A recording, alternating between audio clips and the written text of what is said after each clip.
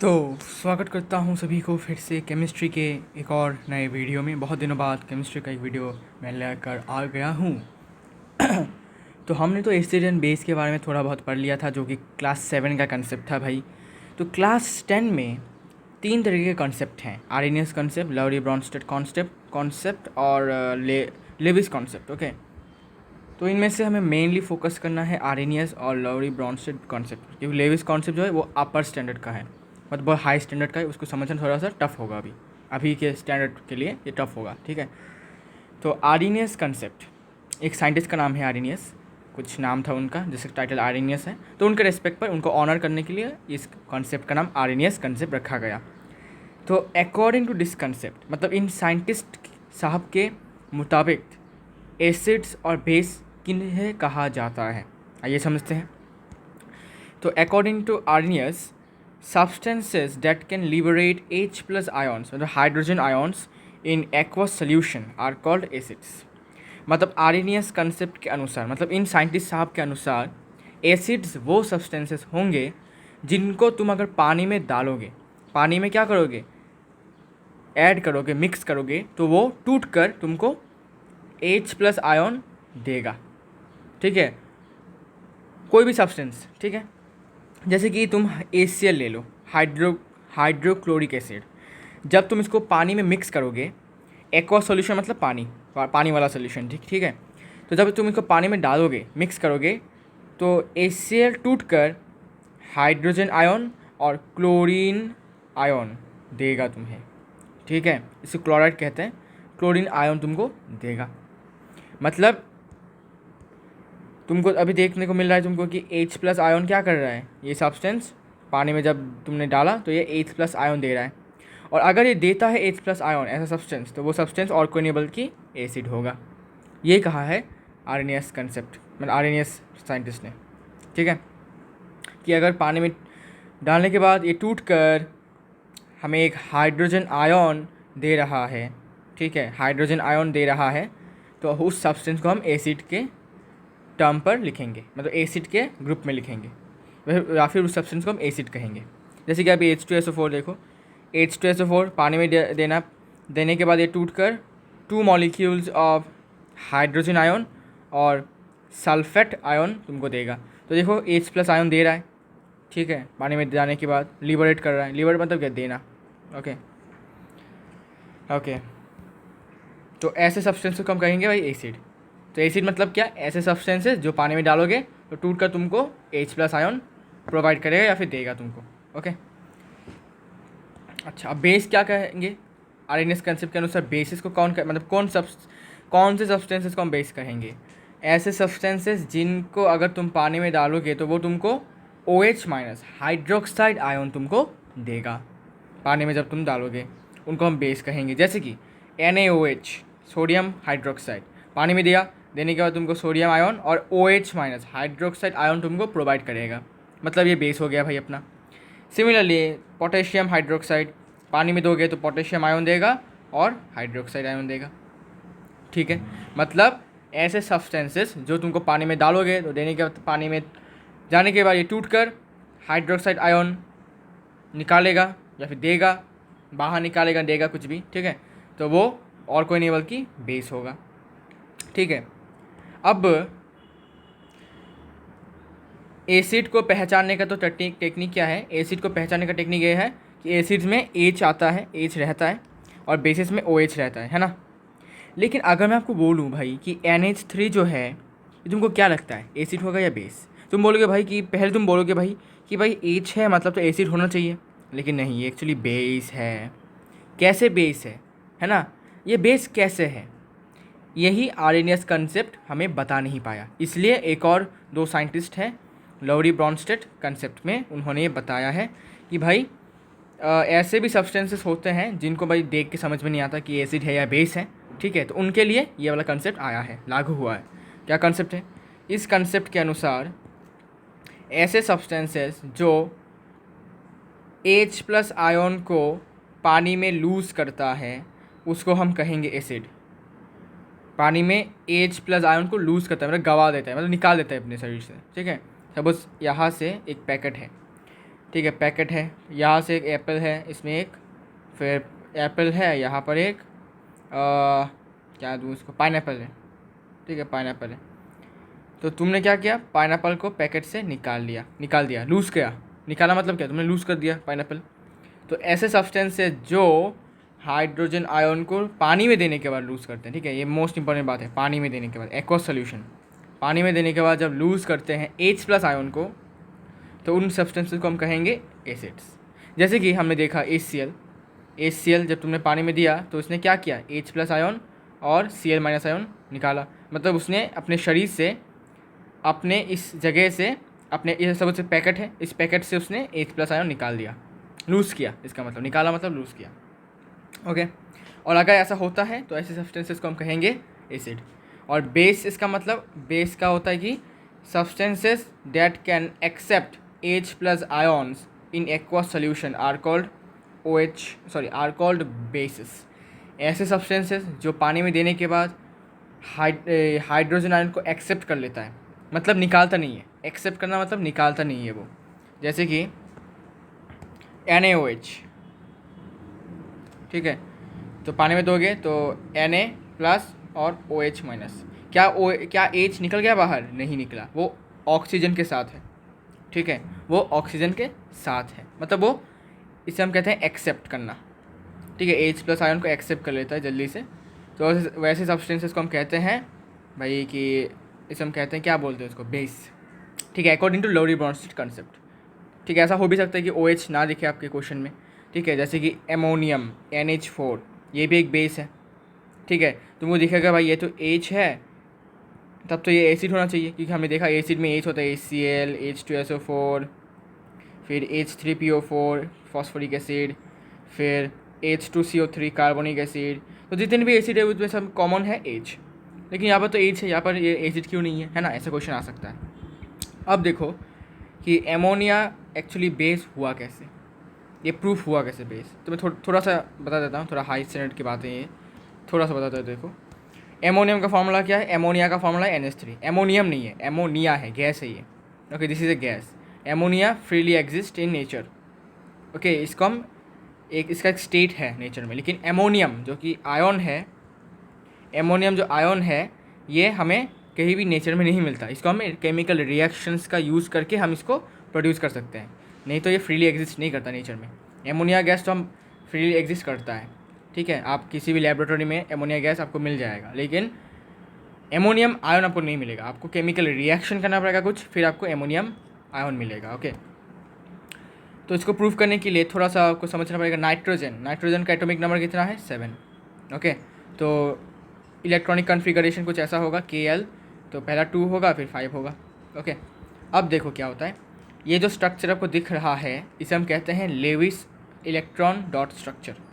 और ये किसका स्ट्रक्चर है, एमोनिया का स्ट्रक्चर है ये एमोनिया का इलेक्ट्रॉन डॉट स्ट्रक्चर है। तो देखो नाइट्रोजन बीच में है, यहाँ पर 2 इलेक्ट्रॉन्स फिर हाइड्रोजन, यहाँ पर 2 इलेक्ट्रॉन्स फिर हाइड्रोजन, यहाँ पर 2 इलेक्ट्रॉन्स फिर हाइड्रोजन, फिर यहाँ पर 2 इलेक्ट्रॉन्स फिर हाइड्रोजन, ओके, ठीक है। अब क्या होता है, इसमें एक बात है, देखो आपने लेविस ऑक्टेट रूल पढ़ाई होगा।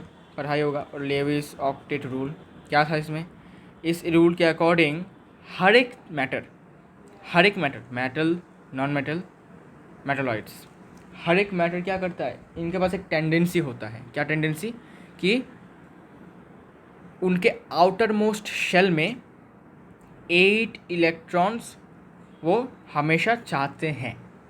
अभी 8 इलेक्ट्रॉन्स का नीड क्या है, necessity, what is the necessity, ज़रूरत क्या है 8 इलेक्ट्रॉन्स का, ठीक है। बिकॉज 8 इलेक्ट्रॉन्स का ज़रूरत ये है कि, जैसे कि इनर्ट गैस किसे कहा जाता है, जो गैस नोबल गैस होते हैं, जो किसी के साथ रिएक्ट नहीं करते हैं, वो स्टेबल होते हैं, मतलब वो राजा जैसा होता है, ठीक है। They are like kings of the elements, okay.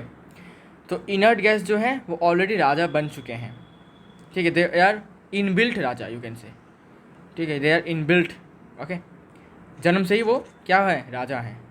तो बाकी जो जितने भी एलिमेंट्स हैं, मेटल्स हैं, नॉन मेटल्स हैं, मेटलॉइड्स हैं, मेटल्स तो छोड़ देता हूँ, मेटल्स और नॉन मेटल्स हैं वो क्या करते हैं, वो भी राजा होने की चाहत है उनका कि हाँ भाई हम भी राजा होंगे भाई, है ना, हमारे भी आउटर मोस्ट शेल में 8 इलेक्ट्रॉन्स होने चाहिए जिससे कि हम राजा बन सकें। तो राजा बनने का कंडीशन क्या है, राजा बनने का कंडीशन है कि भाई आउटर मोस्ट शेल में 8 इलेक्ट्रॉन्स होने ही चाहिए। अगर हो गए तो आप राजा बन गए बस, ठीक है। राजा बनना मतलब क्या, आयन बन जाना, आयन, ओके ठीक है। तो अभी 8 इलेक्ट्रॉन को पाने के लिए बहुत मेहनत करते हैं मेटल्स और नॉन मेटल्स, ठीक है। अभी क्या होता है, सपोज़ मैग्नीशियम एटॉमिक नंबर कितना है 12, तो इसको लिखा जाएगा KLm 2,8,2 ऐसे, ठीक है। तो अब मैग्नीशियम क्या करेगा, मैग्नीशियम का आउटर मोस्ट शेल कौन सा है, मैग्नीशियम का आउटर मोस्ट शेल है ये वाला 2 वाला, ठीक है ना, M shell is the outermost shell. तो आउटर मोस्ट शेल में कितना होना चाहिए, 8 इलेक्ट्रॉन होना चाहिए, लेकिन उसके बाद कितना है, 2 है, ठीक है। तो वो क्या करेगा, उसके बाद 2 ऑप्शन है, ठीक है, 2 ऑप्शन है क्या, या तो वो 2 इलेक्ट्रॉन्स को लूज़ कर लेगा, लूज़ करने से क्या हो जाएगा, ये यहाँ पर ऑल इलेक्ट्रॉन्स नहीं होंगे तो उसका आउटर मोस्ट शेल बन जाएगा L शेल, और इसमें ऑलरेडी 8 इलेक्ट्रॉन्स हैं, तो वो राजा बन जाएगा। वो क्या बन जाएगा, राजा, ठीक है, मतलब आयन बन जाएगा, मैग्नीशियम आयन, ओके।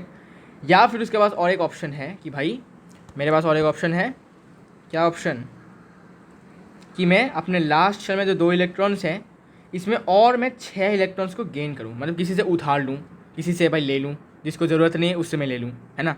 लेकिन ये बहुत पॉसिबल नहीं है, मतलब बहुत टफ है, ये बहुत एनर्जी रिक्वायरमेंट होता है इसमें, ठीक है।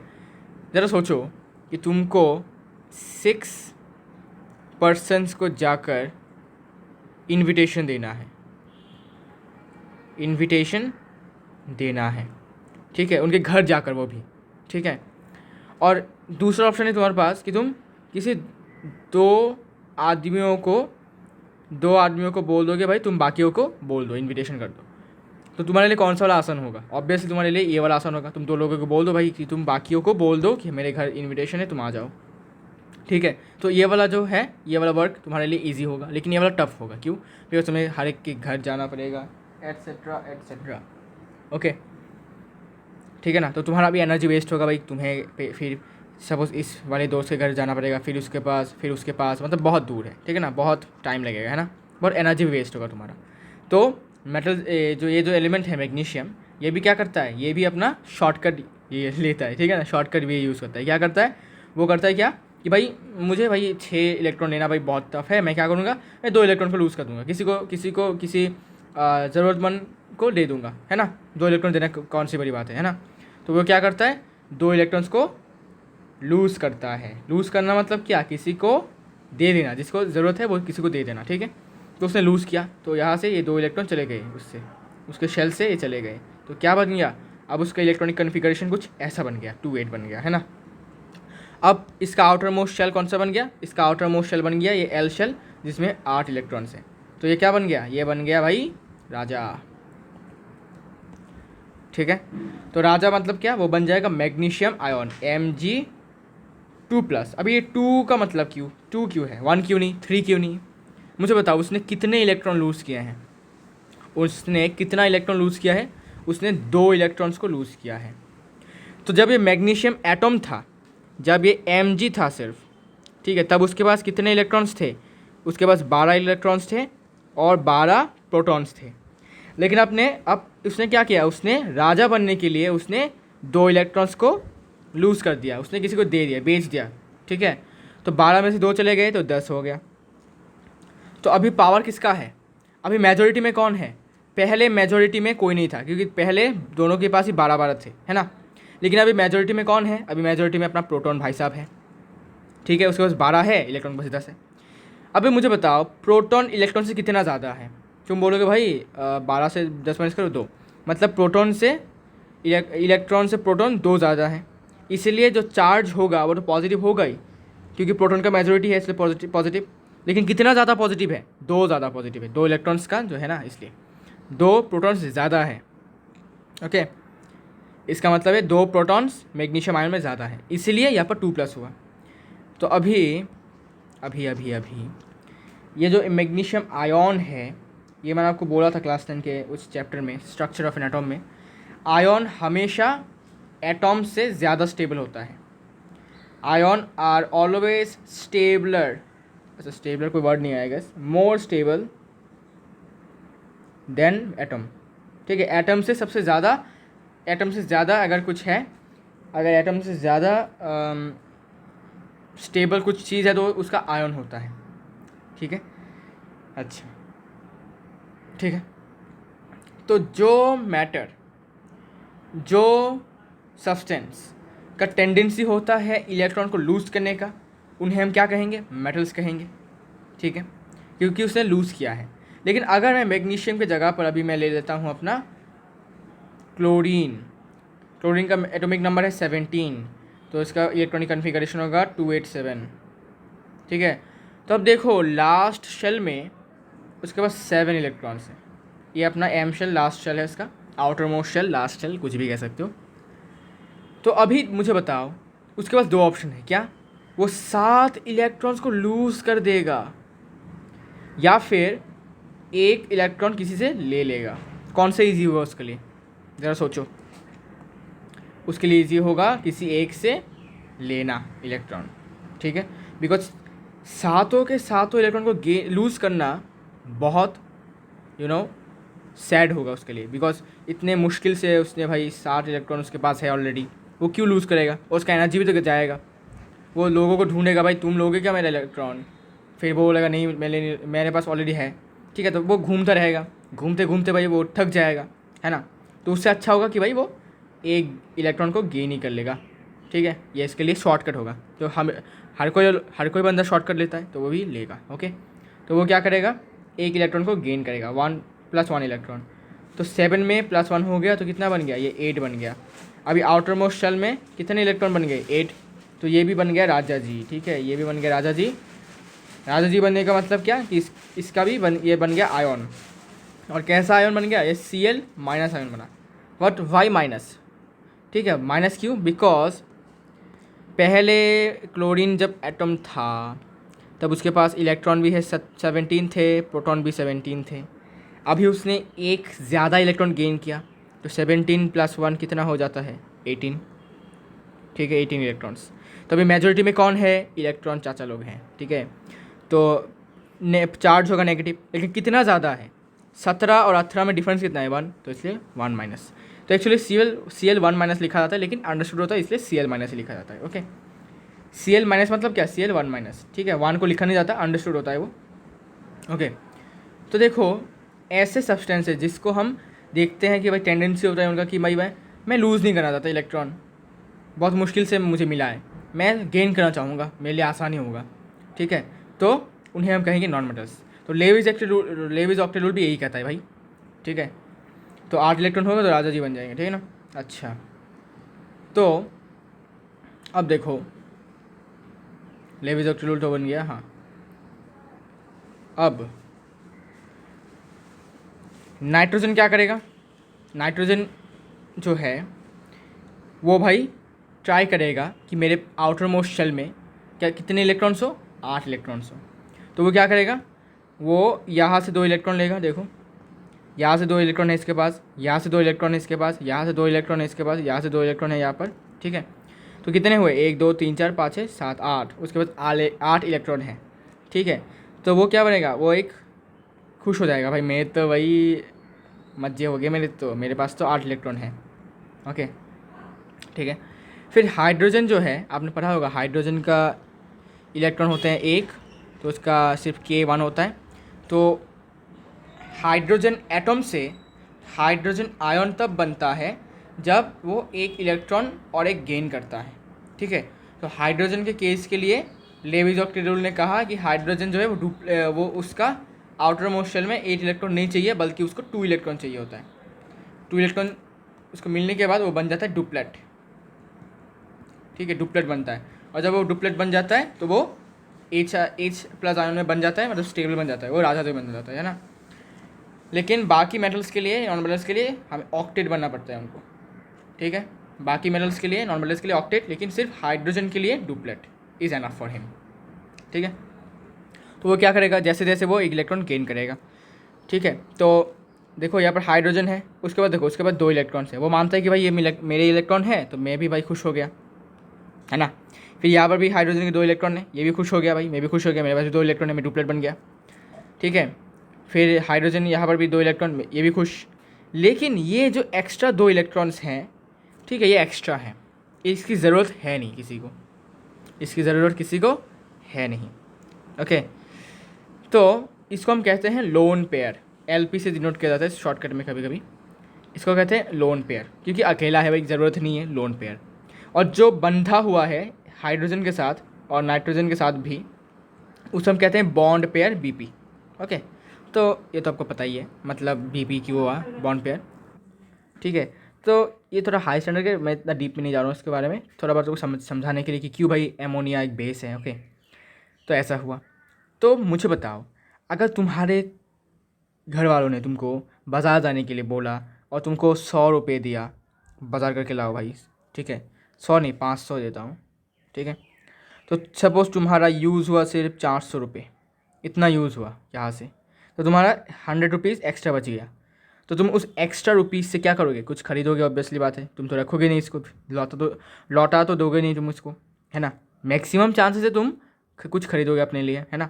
तो वही करता है ये NH3 भी क्या करता है, उसके पास एक्स्ट्रा 2 इलेक्ट्रॉन्स होते हैं जो अनबॉन्ड है, मतलब लोनली है, अकेले हैं।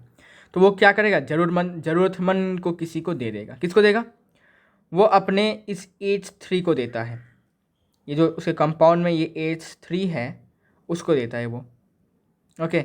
ऐसे देने से क्या फ़ायदा हुआ,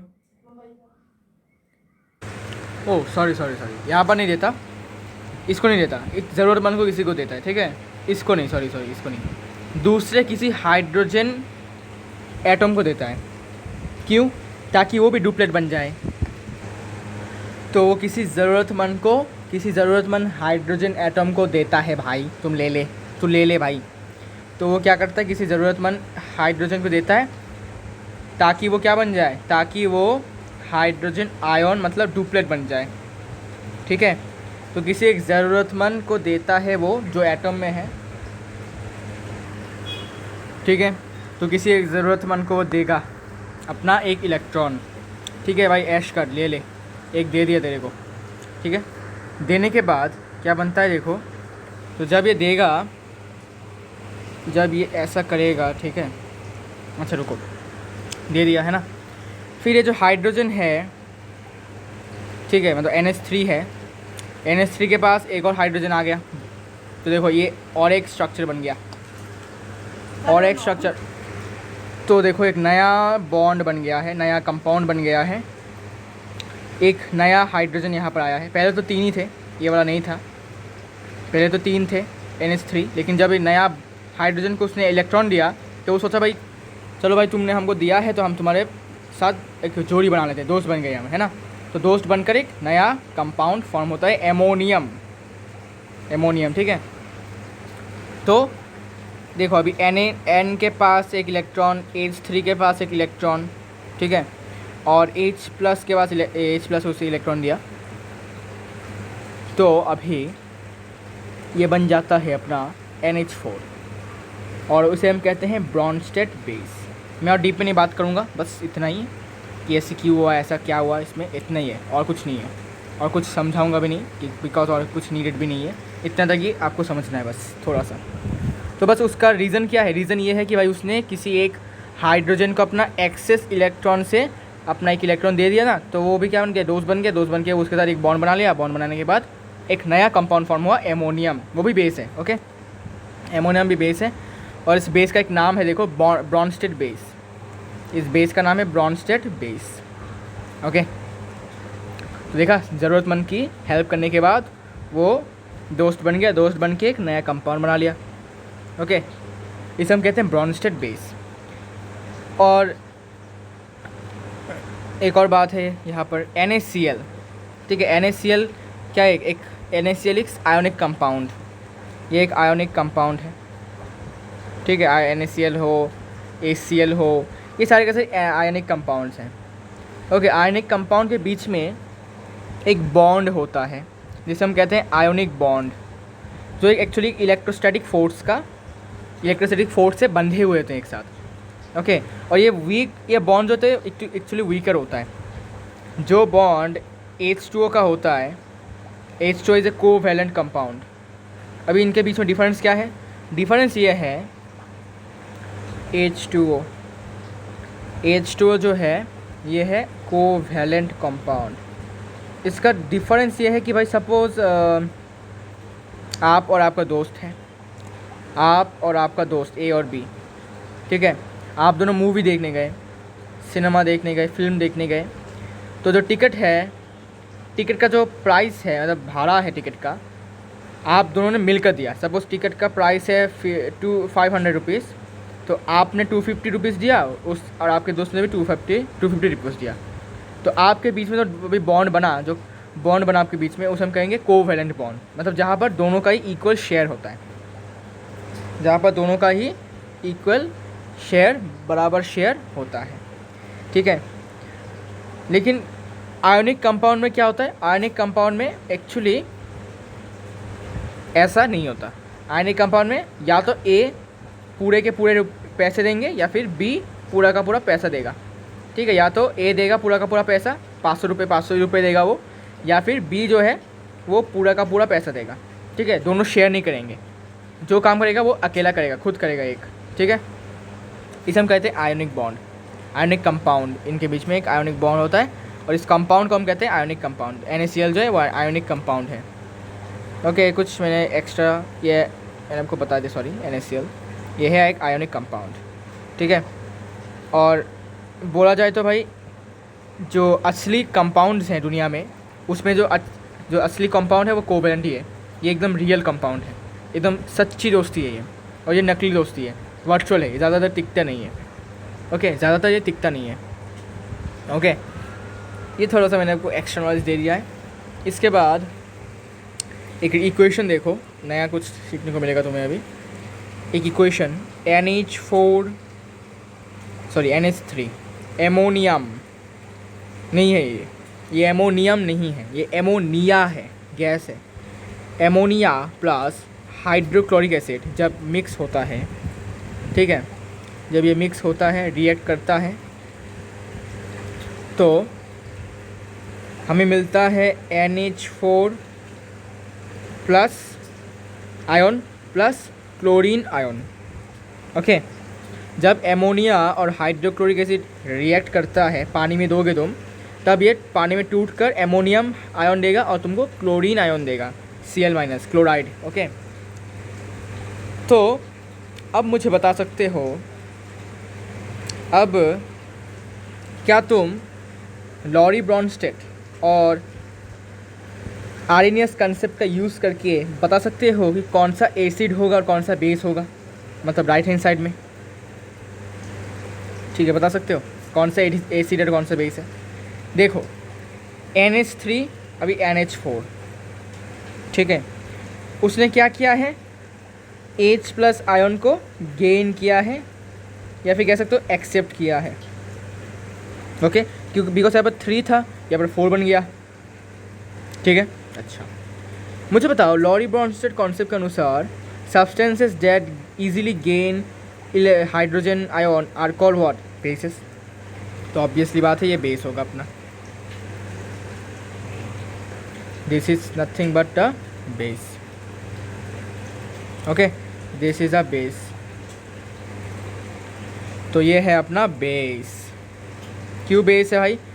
क्योंकि भाई इसने हाइड्रोजन आयन को गेन किया है, जैसे कि डेफिनेशन में बोला ही था, एक्सेप्ट करना, ठीक है, या फिर गेन भी लिख सकते हो इसमें, gain H+ ions in aqueous solution are called bases, ठीक है। पानी में तुमने डाला, तुमने एमोनिया गैस को और हाइड्रोक्लोरिक एसिड को मिक्स करके पानी में डाला, डालने के बाद एमोनिया ने ईजिली हाइड्रोजन आयन को गेन किया, तभी ये एमोनियम आयन बन गया। और अब क्या हुआ देखो, अब हाइड्रोक्लोरिक एसिड और ये इस तरफ जब गया तो ये क्लोरीन का आयन बन गया। तो क्या यहाँ पर हाइड्रोजन आयन का लूज़ हुआ क्या? जी हाँ। क्यों लूज़ हुआ? तुम देख ही सकते हो आप अपने आँखों से, लेफ्ट हैंड साइड में HCl के पास था, लेकिन राइट हैंड साइड में Cl अकेला है, मतलब उसने ज़रूर H अपने दोस्त को गवा दिया। ओके, लूज़ किया, और लूज़ जब होता है, क्या लूज़ हुआ, H प्लस आयन, और जब H प्लस आयन लूज़ होता है तो क्या होता है बेटा, तब तब तब ये बन जाता है एसिड, तब ये बन जाता है acid. Okay, as according to Lowry Bronsted concept, substances that can lose H plus ions in aqueous solution are called acids। ठीक है, तो NH3 जो था हमारा वो बेस था, हाइड्रोक्लोरिक एसिड था, और राइट हैंड साइड में एमोनियम हमारा बेस है और Cl जो है वो एसिड है। ओके, एसिड के कैटेगरी में आता है। अच्छा, अब अगर मैं इसी को रिवर्स करूँ तो, अगर मैं एमोनियम क्लोराइड को और एमोनियम आयन को और क्लोरीन आयन को पानी में डाल दूँ तो तुमको रिएक्ट करने के बाद यही मिलेगा, तुमको एमोनिया गैस और हाइड्रोक्लोरिक एसिड मिलेगा। ओके, ये रिवर्सिबल रिएक्शन है, इसे कहा जाता है रिवर्सिबल रिएक्शन, इसलिए ऐसा साइन है। ओके, इसे कहा जाता है रिवर्सिबल रिएक्शन। अब एक न्यू टर्म तुमको सीखने को मिलेगा जो कि है कॉन्जुगेट बेस और कॉन्जुगेट एसिड। इसका मतलब है, इसको मैं डेफिनेशन लिख देता हूँ। इस केस में ये है अपना conjugate base, Cl is a conjugate base, और इस केस में ammonium is a conjugate acid. मतलब क्या है समझाता हूँ, डेफिनेशन समझा देता हूँ। कॉन्जुगेट बेस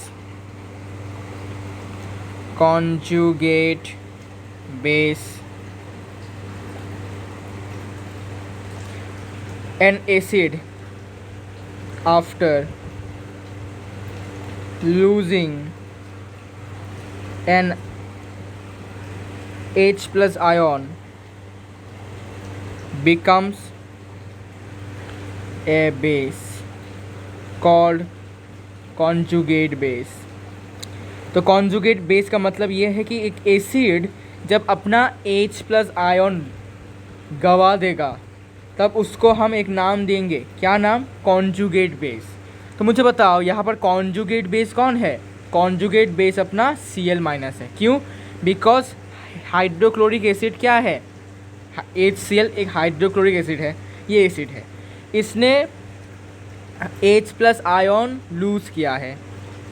कैसे, Cl क्या है, अभी एक एसिड की तरह एक्ट कर रहा है, इसने अपना हाइड्रोजन आयन को लूज़ किया है, और according to conjugate base definition, ऐसा एसिड जो अपना हाइड्रोजन आयन को गवा देता है, ठीक है, गवाने के बाद वो बन जाता है एक बेस, और उस बेस का नाम होता है कंजुगेट बेस। ठीक है, तो ये है कंजुगेट बेस। और कॉन्जुगेट एसिड का मतलब होता है, कॉन्जुगेट एसिड का मतलब होता है, डेफिनेशन तो सेम ही है, मैं थोड़ा सा चेंज होगा, वर्ड्स में थोड़ा चेंज होगा। ठीक है, वर्ड्स में थोड़ा चेंज होगा, इसमें होगा ए बेस आफ्टर एक्सेप्टिंग और gaining, after accepting an H plus ion becomes an acid called conjugate acid। तो कॉन्जुगेट एसिड का डेफिनेशन देख ही सकते हो, एक ऐसा बेस जो इजीली एक H प्लस आयन को एक्सेप्ट कर लेता है, वो एक एसिड बन जाता है जिसको कहा जाता है कॉन्जुगेट एसिड। जैसे कि तुम यहाँ पर देख सकते हो, NH3 ने H प्लस आयन को गेन किया है, इसलिए वो क्या बन गया, एमोनियम आयन बन गया, क्योंकि यहाँ पर देखो 3 था, यहाँ पर 4 बन गया, मतलब उसने क्या किया, ऑब्वियसली उसने H प्लस आयन को गेन किया होगा। और जब वो ऐसा गेन करेगा, अभी देखो एमोनियम क्या है, बेस है, एमोनिया बेस है, हमें पता है। तो जब एक बेस ऐसा हरकत करता है तो अनफॉर्चुनेटली उसका नाम पड़ जाता है कॉन्जुगेट एसिड। और ये जो कॉन्जुगेट में वर्ड यूज़ कर रहा हूँ उसका मतलब ये है कि कॉन्जुगेट का मतलब भी लिख लो भैया, लिख लो कॉन्जुगेट मतलब एक ऐसा कंपाउंड जो 2 या 2 से ज़्यादा कंपाउंड से मिलकर बना हुआ है। ठीक है, ए compound formed by the joining of two और मोर केमिकल कंपाउंड्स। मतलब ये ऐसा कंपाउंड है जो दो या दो से ज़्यादा केमिकल कंपाउंड्स को जुड़ने के बाद बन जाता है। जुड़ने के बाद जो कंपाउंड बनता है उसी को हम कहते हैं कंजुगेट। ठीक है, ओके। इसका और एक मतलब है और it refers to an acid or base that differ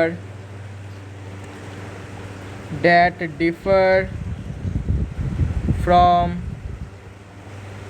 each other by a proton। इसका और एक मतलब है जो कि है कि भाई it refers to an acid or base that differ from each other by a proton। मतलब ये वर्ड का मतलब ये होता है जब एक एसिड या फिर एक बेस एक दूसरे से बस एक प्रोटॉन के वजह से अलग है। मतलब प्रोटॉन के नंबर्स का अलग होने के वजह से जब अलग होते हैं तब उनको हम कहते हैं कॉन्जुगेट। ओके, ये एसिड भी हो सकता है, बेस भी हो सकता है। तो दो मतलब है इसके। कॉन्जुगेट का मतलब है, दो मतलब है इसमें। तो मेन इंपॉर्टेंट मतलब यही है। Okay, it refers to an acid और base that different from each other by proton. मतलब इसका जो प्रोटॉन है, क्लोरीन का जो प्रोटॉन है और एमोनियम का जो चीज़ें नाइट्रोजन और हाइड्रोजन का प्रोटॉन्स है वो अलग अलग है इनसे।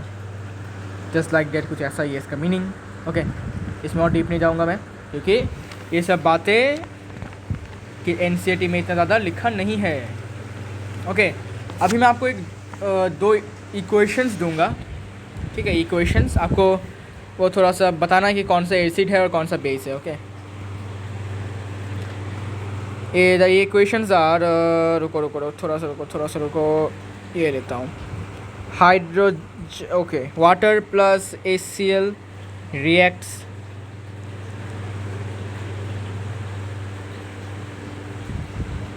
इतना होता है। ये मुझे बताओ कौन सा बेस है और कौन सा एसिड है। ओके, तो बेस होने के लिए क्या चांसेस है कि भाई वो H+ आयन को गेन करेगा। मुझे बताओ यहाँ पर H+ आयन गेन किसने किया है। Can you check out please. यहाँ पर H2O था, अभी H3O बन गया है। तो जाहिर सी बात है क्या हुआ, उसने H+ आयन को गेन किया होगा, तभी तो H3 बन गया है ना। तो गेन किया है मतलब कौन सा वाला चीज़ है भाई, ये बेस से। ठीक है, H+ आयन गेन किया है। दूसरी तरफ यहाँ पर HCl है, यहाँ पर Cl है। तो Cl ने H को लूज़ किया है, H+ आयन को लूज़ किया है। तो लूज़ करना मतलब क्या, एसिड हो जाना।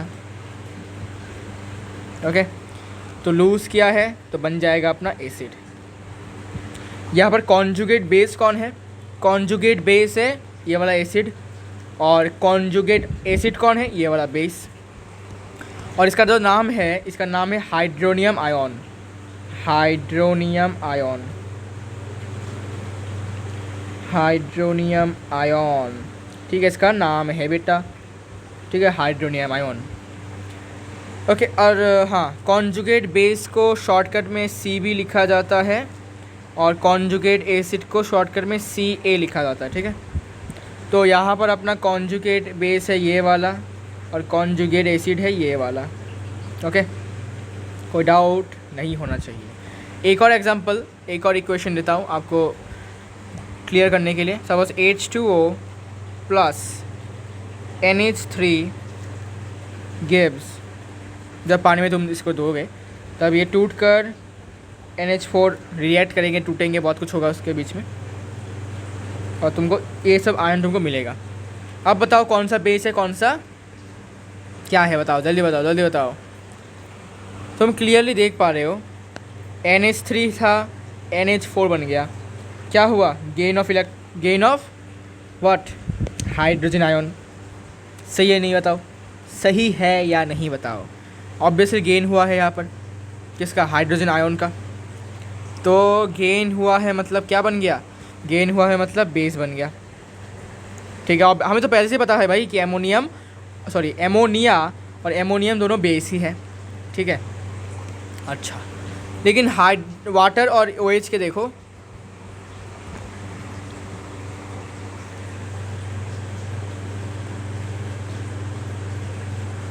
तो तुम यहाँ पर देख पा रहे होगे कि यहाँ पर 2 एटम्स है हाइड्रोजन के, यहाँ पर सिर्फ एक हाइड्रोजन एटम है। मतलब ऑब्वियसली हाइड्रोजन का एटम लूज़ हुआ है, मतलब आयन भी लूज़ हुआ है ना। तो आयन लूज़ हो गया है, और कौन सा वाला आयन लूज़ हुआ है, हाइड्रोजन आयन। और हाइड्रोजन आयन का लूज़ होना मतलब क्या बन जाना, एसिड बन गया।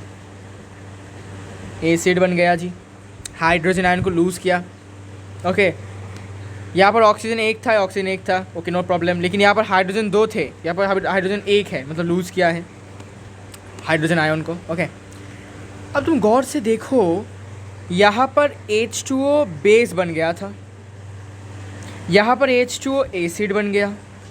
माजरा क्या है, माजरा तो यही है ना कि इस तरीके के सब्सटेंसेस को हम कहते हैं, इस तरीके के सब्सटेंसेस को हम कहते हैं बेटा एम्फोटेरिक सब्सटेंस। एम्फोटेरिक सब्सटेंस का मतलब जो एसिड की तरह भी बिहेव करता है और बेस की तरह भी बिहेव करता है। इसीलिए मैंने आपको ये इक्वेशन दिखाया, इसी चीज़ की वजह से। ठीक है, इसको दिखाने के लिए, बस एम्फोटेरिक सब्सटेंस का मतलब समझाने के लिए मैंने आपको ये दिखाया। Amphoteric substances and amphoteric substances, ऐसे सब्सटेंसेस जो एसिड की तरह भी एक्ट करते हैं बेटा, बिहेव करते हैं, और बेस की तरह भी। Substances that can behave both as an acid as well as a base and as well as a base are called amphoteric substances.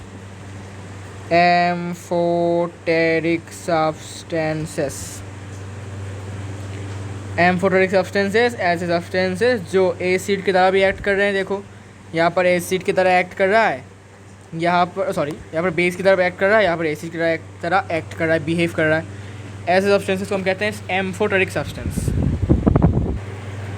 ठीक है, एक और एम्फोटेरिक सब्सटेंस आपको दिखाता हूँ, जिसका कहा जाता है hydrogen sulphate, HSO4। Okay, HSO4, जब तुम HSO4 से एक हाइड्रोजन आयन को ले लोगे, मतलब लूज़ करेगा ये, जब ये एक हाइड्रोजन आयन लूज़ करेगा तब ये क्या बन जाएगा, देखो यहाँ से हाइड्रोजन चला गया तो क्या बन गया, सल्फेट आयन बन गया, SO4 2-। और सल्फेट क्या है, sulphate is nothing but N acid. Okay, कैसे एसिड, क्योंकि भाई इसने हाइड्रोजन आयन को लूज़ किया है, और हाइड्रोजन आयन को लूज़ करने वाले सब्सटेंस क्या होते हैं, एसिड। तो ये बन गया अपना एसिड। तो यहाँ से यहाँ तक का सफ़र है एसिड का, ये सफ़र है एसिड का। ठीक है, ओके। तो अब मुझे बताओ, क्या मैं इसको कॉन्जुगेट बेस नहीं कह सकता क्या? जी हाँ, ज़रूर कह सकता हूँ। क्यों? बिकॉज़ एक एसिड ने एक हाइड्रोजन आयन को लूज़ किया है, ठीक है, तब ये एक बेस बन जाता है, और उस बेस का नाम होता है conjugate base. As you can see here, conjugate base, an acid after losing an hydrogen ion becomes a base called conjugate base। तो ये बन जाएगा conjugate base, ठीक है, क्योंकि इसने एक हाइड्रोजन आयन को गवा दिया। ओके, लेकिन जब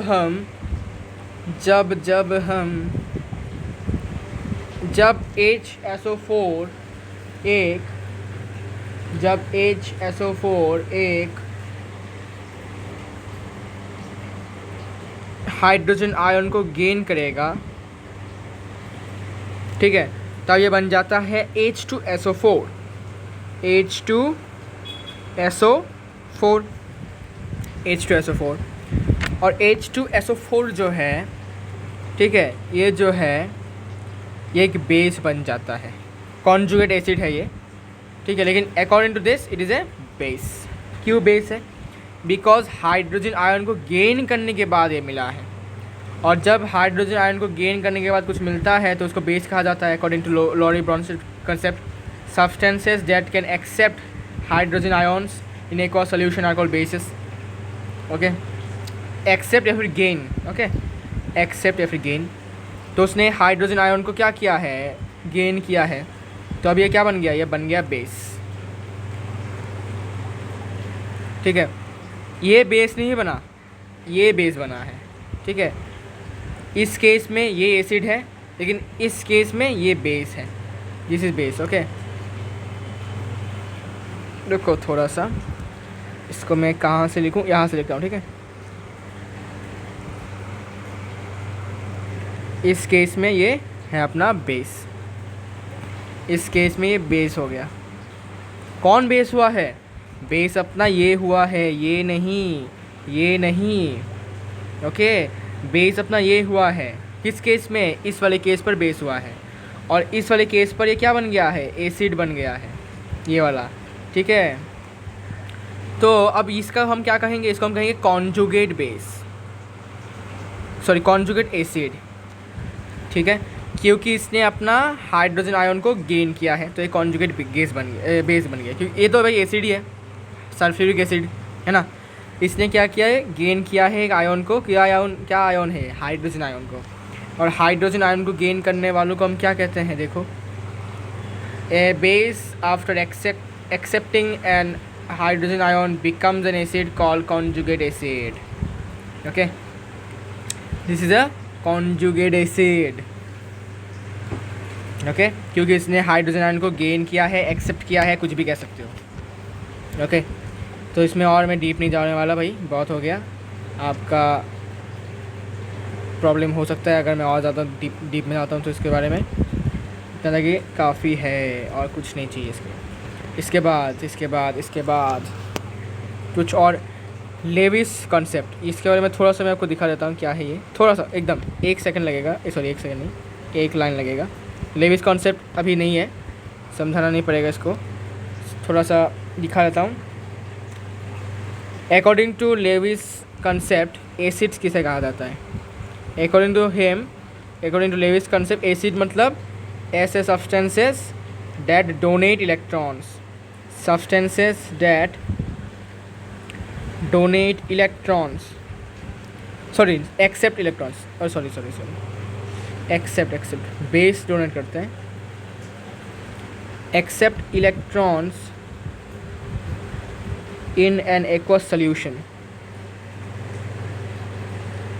उसे हम कहेंगे acid, according to Lewis concept, ठीक है। अकॉर्डिंग टू लेविस कॉन्सेप्ट जो सब्सटेंसेस पानी में देने के बाद इलेक्ट्रॉन गेन करता है, किसी से इलेक्ट्रॉन गेन करता है, एक्सेप्ट करता है, उसे हम कहेंगे एसिड। और बेस किसे कहा जाता है? बेस कहा जाता है ऐसे सब्सटेंसेस जो डोनेट करता है इलेक्ट्रॉन को, substances that donate electrons. Donate मतलब क्या? लूज़ करना। डोनेट एक्सेप्ट मतलब गेन, और डोनेट मतलब इलेक्ट्रॉन को लूज़ करना, उसे हम कहेंगे एक्वा सॉल्यूशन में, उन्हें हम कहेंगे bases, according to Lewis concept, ठीक है। तो अगर मैं आपसे पूछूं, अगर बोलूं भाई कि AlCl3 BF3 FBr3, ये सारे के सारे पता है क्या है? ये सारे के सारे behave as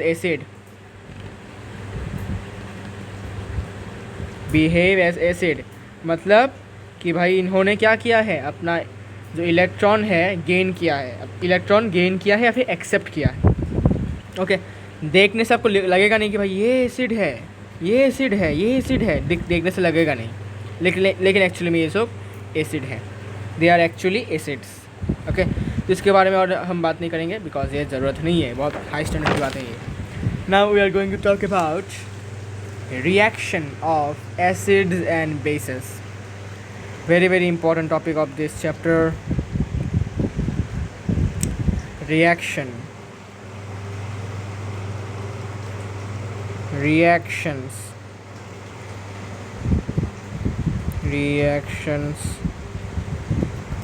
of acids and bases. Reactions of acids and bases. पहला number one with metals. Acids और बेसिस जब मेटल के साथ रिएक्ट करते हैं तब क्या होता है? ओके तो इसको ऐसे याद रखना है कि जब एसिड के साथ मेटल रिएक्ट करता है तो तुमको मिलेगा सॉल्ट प्लस हाइड्रोजन.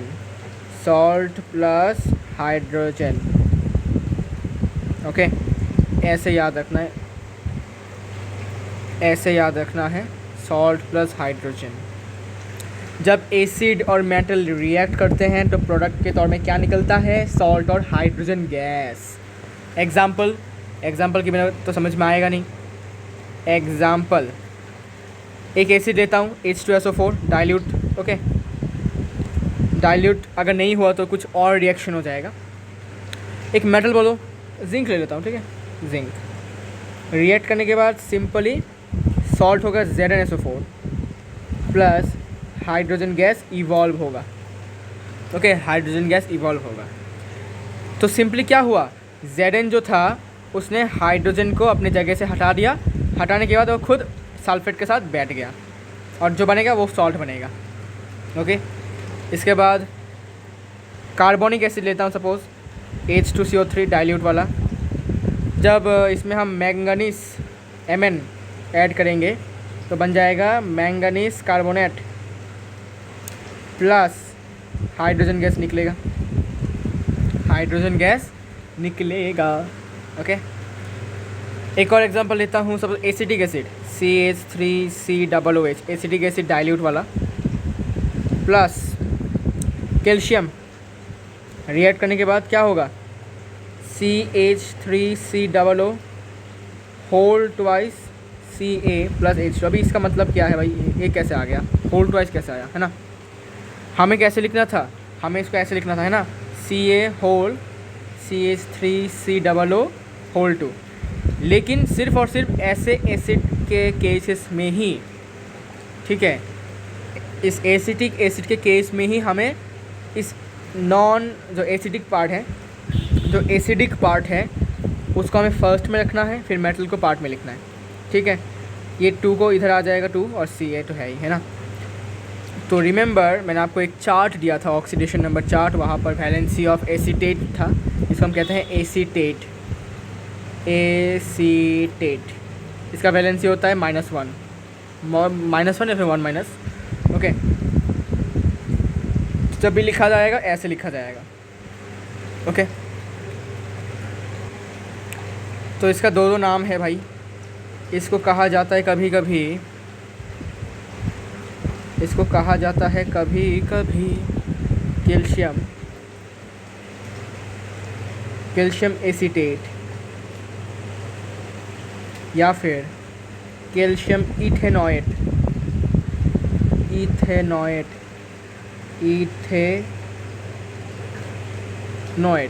ओके इसके दो नाम है भाई. दो नाम है इसके, कैल्शियम एसीटेट और कैल्शियम इथेनॉइक भी बोला जाता है इसको. तो ये था भाई एसिड प्लस मेटल का रिएक्शन. बेस के साथ मेटल रिएक्ट करता है, लेकिन उससे पहले एक और एक्सेप्शन आपको जानना चाहिए. ये बहुत इंपॉर्टेंट है एक्सेप्शन. ठीक है, मैंने तो आपको बोल दिया कि एसिड के साथ मेटल रिएक्ट करने के बाद सॉल्ट और हाइड्रोजन गैस इवॉल्व होता है. लेकिन एक ऐसा एसिड भी है जिसको हम कहते हैं nitric acid. Exception is nitric acid.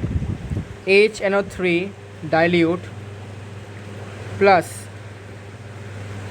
Metal अगर होता है तब रिएक्ट होकर हमें सॉल्ट तो मिलता ही है, हाइड्रोजन गैस भी मिलता है, हाइड्रोजन लिखता हूँ ठीक है, हाइड्रोजन भी मिलता है, लेकिन साथ ही साथ हमें ऑक्साइड्स ऑफ नाइट्रोजन भी मिल जाता है, ऑक्साइड्स ऑफ नाइट्रोजन। तो कुछ कुछ किताबों में ऑक्साइड्स ऑफ नाइट्रोजन को लिखा जाता है N2O लिखते हैं, कई NO2 लिखते हैं, ठीक है, कई NO भी लिखते हैं, ठीक है। तो different books different things, okay. Oxides तो हैं ये नाइट्रोजन के, तो कोई दिक्कत वाली बात नहीं है। तो अभी एक्सेप्शन में ये क्यों होता है, मतलब ये होता क्यों है, क्योंकि HNO3 जो होता है, HNO3 जो होता है अपना, HNO3 is a good oxidizing agent. आपने ऑक्सीडेशन पढ़ा चैप्टर 1 में, केमिस्ट्री के चैप्टर 1 में। तो नाइट्रिक एसिड एक गुड ऑक्सीडाइजिंग एजेंट होता है, ठीक है, ओके। ओ सॉरी, वाटर होगा ये, हाइड्रोजन नहीं, सॉरी वाटर होगा, गलत, वाटर होगा, ठीक है। तो क्या करता है कि जो हाइड्रोजन होता है ना, जो हाइड्रोजन हमें पता है कि एसिड प्लस मेटल क्या करता है, सॉल्ट और हाइड्रोजन देता है। इस नाइट्रिक एसिड, ये जो नाइट्रिक एसिड है, ये हाइड्रोजन को फर्दर ऑक्सीडाइज कर देता है, फर्दर ऑक्सीडाइज करके वाटर आ जाता है, वाटर, ओके। तो गुड ऑक्सीडाइजिंग, ओ सॉरी इंक चेंज हो गया, देखा ही नहीं मैंने। गुड ऑक्सीडाइजिंग एजेंट क्या करता है, फर्दर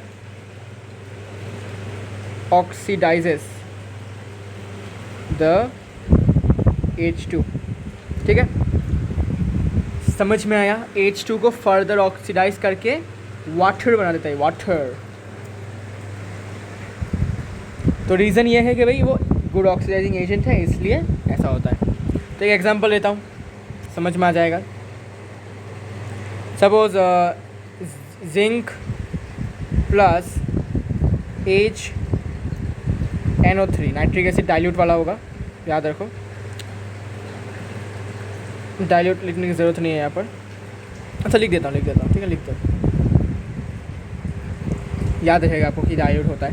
तो जिंक के साथ जब डाइल्यूट नाइट्रिक एसिड रिएक्ट करता है, तो पहले बनेगा जिंक नाइट्रेट, फिर बनेगा वाटर, फिर बनेगा ऑक्साइड्स ऑफ नाइट्रोजन, या तो N2O या फिर NO2, ओके, इन दोनों में से कोई एक बनेगा। ओके, डिफरेंट बुक्स में डिफरेंट लिखा जाता है, तो कोई सा भी बनेगा, कोई डाउट, इसमें कोई दिक्कत नहीं है, ठीक है। ये भी बन सकता है, वो भी बन सकता है, ओके। तो एक रिएक्शन है, देखो, जिंक के साथ नाइट्रिक एसिड डाइल्यूट वाला रिएक्ट करके सॉल्ट दे रहा है हमें, ये सॉल्ट है, ये पानी है, और ये है oxides of nitrogen, okay.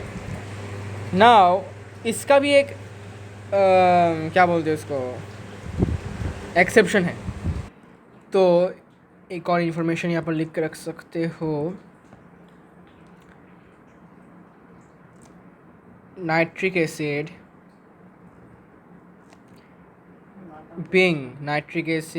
being a strong oxidizing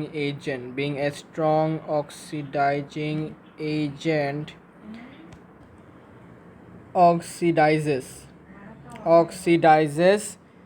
H2 produce, जो हाइड्रोजन गैस प्रोड्यूस होता है उसको फर्दर ऑक्सीडाइज करके किस में कन्वर्ट कर देता है, वाटर में, water H2O, along with the formation of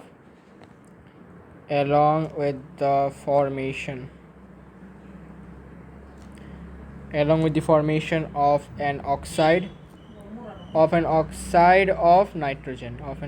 of nitrogen, ये लीजिए, ठीक है। तो रीज़न यही है कि भाई ऐसा क्यों होता है, रीज़न है ये कि नाइट्रोजन एक बहुत अच्छा ऑक्सीडाइजिंग एजेंट होता है, इसलिए वो जो हाइड्रोजन गैस प्रोड्यूस होता है उसको ऑक्सीडाइज करके क्या कर देता है, पानी में कन्वर्ट कर देता है, और साथ ही साथ वो नाइट्रोजन के ऑक्साइड्स भी फॉर्म करता है। तो दिस इज़ द रीज़न। अभी इसमें भी एक एक्सेप्शन है भाई, इसमें भी एक्सेप्शन है,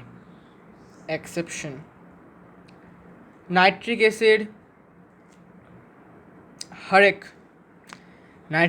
हर एक मेटल के साथ रिएक्ट करके सॉल्ट, वाटर और ऑक्साइड और नाइट्रोजन तो बनाएगा, लेकिन ऐसा दो मेटल्स हैं जिनके साथ ऐसा नहीं होता है। कौन से? मैंगनीज और मैग्नीशियम। तो जब मैग्नीशियम के साथ रिएक्ट करता है HNO3 डाइल्यूट वाला एसिड, तब क्या होता है? तब सिर्फ और सिर्फ मैग्नीशियम नाइट्रेट फॉर्म होता है और हाइड्रोजन गैस इवॉल्व होता है। ठीक है। Same with the case of manganese, Mn plus dilute HNO3 reacts to give MnCO3 whole 2, sorry, MnNO3 whole 2 plus H2। ऐसा क्यों होता है ये आज तक साइंटिस्टों ने भी खोज के नहीं निकाला भाई, उनको पता ही नहीं भाई। उन्होंने बहुत ट्राई किया भाई, उनको पता भी नहीं है। मतलब उन्होंने ट्राई किया लेकिन पता नहीं चल रहा है कि भाई क्यों होता है ऐसा, रीज़न क्या है इसके पीछे, what is the reason why it is so, why it is happening. Okay, कि भाई इन दो मेटल्स को छोड़कर बाकी सारे मेटल्स के साथ जब रिएक्ट होता है तो सॉल्ट, वाटर और ऑक्साइड ऑफ नाइट्रोजन फॉर्म होता है, लेकिन सिर्फ इसमें ही सिर्फ सॉल्ट और हाइड्रोजन गैस फॉर्म हो रहा है। ठीक है, just like acid plus metal जब रिएक्ट करता है। ठीक है, जब इसमें ये वाला केस हो जाता है यहाँ पर। ओके, तो एक्सेप्शन का भी एक्सेप्शन है ये। ओके, खतरनाक है ना, केमिस्ट्री इसलिए खतरनाक है भाई, इसमें एक्सेप्शन का भी एक्सेप्शन होता है। ठीक है, अच्छा भाई, तो एक्सेप्शन की बातें बाद में, पहले अभी आगे बढ़ते हैं। अब बेस प्लस मेटल। ठीक है, एसिड के साथ मेटल का तो संबंध हो चुका है, अभी बेस के साथ इसका संबंध करवाते हैं। आइए बेस के साथ संबंध करते हैं। बेस प्लस मेटल जब रिएक्ट करता है तो हमें फिर से वही चीज़ें मिलती है जो पहले मिली थी। क्या? सॉल्ट और हाइड्रोजन गैस। ओके, कोई चेंज नहीं इसमें, सॉल्ट और हाइड्रोजन गैस। तो लीजिए, बक्सा भी बना दिया है। ओके, एग्जाम्पल देखो। अभी जो एग्जाम्पल देने वाला हूँ ये बहुत इंपॉर्टेंट एग्जाम्पल है, किताब में है आपके एनसीईआरटी में और आते भी हैं एग्ज़ाम में। ठीक है, एक बेस लेता हूँ सोडियम हाइड्रोक्साइड और एक मेटल लेता हूँ सपोज जिंक। ठीक है, जब ये रिएक्ट करेगा तो तुमको मिलेगा sodium Na2ZnO2 zincoate, sorry zincate plus hydrogen gas. वाह। ठीक है, इसका क्या नाम है? इसका नाम है सोडियम जिंकेट, सोडियम जिंकेट। ठीक है, अगर मैं सिर्फ जिंकेट कहूँ तो मुझे ये लिखना पड़ेगा, जिंकेट है ये है जिंकेट, दिस इज जिंकेट, और इसका वैलेंसी है 2, वैलेंसी 2, पॉजिटिव में 2 है। ओके, जिंकेट का वैलेंसी पॉजिटिव, तो वैलेंसी की साइन तो ज़रूरत है ना, ज़रूरत नहीं है, इसको 2 ही लिखो। ऑक्साइड है, अरे ऑक्साइड तो माइनस में होगा, सॉरी 2 माइनस जिंकेट है, जिंकेट का माइनस होता है। अरे मैं भूल गया यार, जिंकेट माइनस है प्लस, भूल गया। जो भी हो, वैलेंसी 2 होता है। ठीक है, वैलेंसी से मतलब है, साइन बाहर में जाए। ओके, मैं भूल गया, कोई बात नहीं, याद था मुझे एक्चुअली, मैं अभी दिमाग में आ नहीं रहा, कन्फ्यूजन लग रहा है मुझे। ले लो एक और एग्जांपल, बहुत important. Potassium hydroxide plus aluminium reacts to form potassium aluminate KAlO2 plus अपना हाइड्रोजन गैस तो इवॉल्व होते जा रहा है। पोटेशियम एल्यूमिनेट, नाम ही देखो भाई कितने रोमांचक नाम है ये सब। तो एल्यूमिनेट अगर मैं बोलूँ तो एल्यूमिनेट का जो फॉर्मूला है वो है AlO2। ठीक है, और इसका वैलेंसी आप देख सकते हो, वैलेंसी है इसका 1, इसका वैलेंसी है 1। ओके, इसका वैलेंसी 1 है। ठीक है, तो ये तो था भाई कि जब रिएक्शन होता है मेटल के साथ। ओके, तो reaction of acids and basis with metals. अब सेकंड नंबर पर है, सेकंड नंबर पे विथ बेसिस। ठीक है, विथ बेसिस मतलब जब एसिड और बेस एक साथ रिएक्ट करेंगे। ओके, एसिड और बेस जब एक साथ रिएक्ट करेंगे तब क्या होगा? तो जब एसिड और बेस एक साथ रिएक्ट करते हैं तो हमें मिलता है सॉल्ट और वाटर। ओके, सॉल्ट और वाटर मिलता है। इसे हम एक और नाम देकर बुलाते हैं, पुकारते हैं, जो कि है neutralization. Okay, this reaction is called neutralization reaction. Neutralization reaction, neutralization reaction कहा जाता है। One more thing, it is generally exothermic in nature. Exothermic in nature generally, okay, कुछ कुछ केसेस में एंडोथर्मिक भी होता है, ठीक है, लेकिन ज़्यादातर केसेस में एक्सोथर्मिक ही होता है इसका जो नेचर होता है। मतलब हीट निकलता है भाया, हीट निकलता है। अगर किसी टेस्ट ट्यूब में तुम एक एसिड को और बेस को रिएक्ट करवाओगे तो तुम जब उस टेस्ट ट्यूब को छुओगे, टच करोगे, तुमको हीट महसूस होगा, ठीक है। तो ये एक्सोथर्मिक होता है, हीट निकलता है यहाँ पर। फॉर एग्जांपल एग्जाम्पल के तौर पर हम एक नाइट्रिक एसिड ले लेते हैं, HNO3 plus potassium hydroxide, react करके मिल जाएगा पोटेशियम नाइट्रेट, और पानी तो अपना है ही, ठीक है। ओके, अब ये होता कैसे है, ये होता कैसे है, तो इसको मैं थोड़ा सा रफली समझाता हूँ। देखो, एक बीकर है, दिस इज़ अ बीकर, इसमें पानी है बेटा, पानी है, पानी पानी। क्या किया, इसमें तुमने बेस नाइट्रिक एसिड मिक्स किया और बेस पोटेशियम हाइड्रोक्साइड मिक्स किया, तो मिक्स कर दो भाया। तो जब तुम पानी में मिक्स करोगे ये टूट जाएंगे, ये भी टूट जाएंगे, ये डिसोसिएट्स। क्या है, डिसोसिएट्स। डिसोसिएट का मतलब अलग हो जाना, टूट जाना, अलग हो जाना, बिखर जाना, अलग हो जाना, बिखर जाना, टूट जाना, कुछ भी। डिसोसिएट्स इन द वाटर, तो टूट कर यह हो जाएगा H+ आयन। रुको सेम इंक से नहीं लिखूंगा, थोड़ा डिफरेंट इंक से लिखता हूँ। H+ आयन और नाइट्रेट आयन, ठीक है, ये टूट कर ऐसा होगा। फिर बेस जो टूट कर होगा वो क्या बन जाएगा, पोटेशियम आयन और OH- आयन।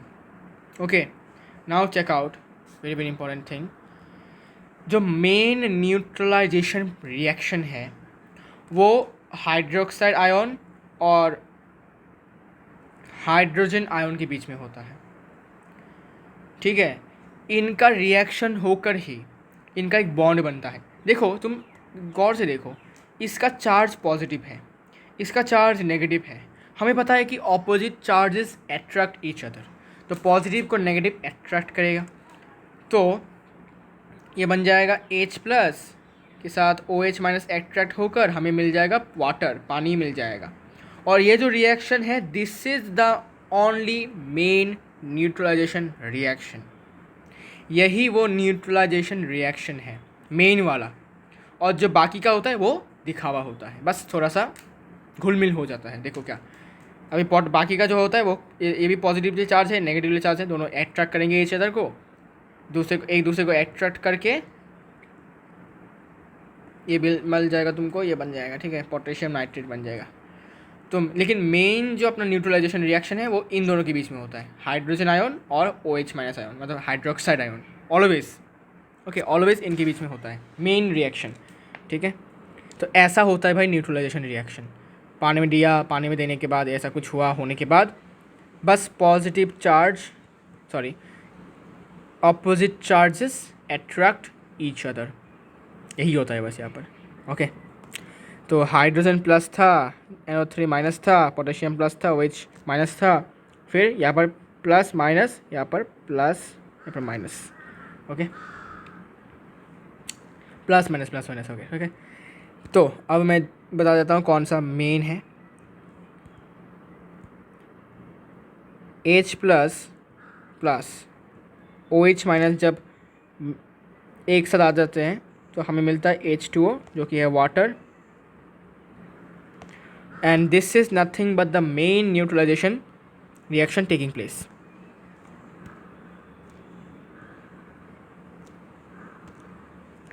मेन